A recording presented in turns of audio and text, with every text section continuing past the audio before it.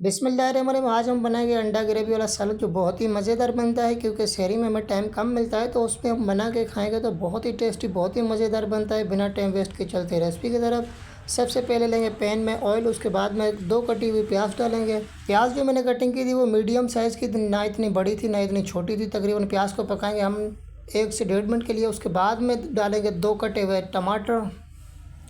टमाटर भी medium size के थे, इतने बड़े भी नहीं थे इतने छोटे भी नहीं थे।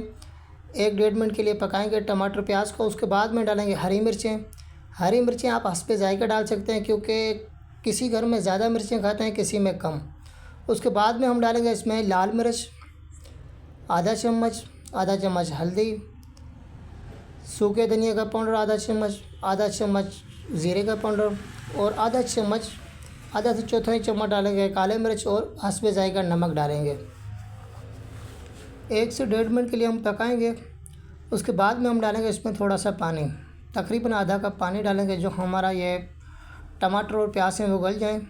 उन तमाम फैमिली सिस्टर और जो हमारे प्यारे भैया, उनका मैं शुक्रगुज़ार हूँ जो आप मुझे यूट्यूब चैनल पे करते हैं सपोर्ट। उसके बाद में देंगे ढक्कन तकरीबन 2 मिनट के लिए।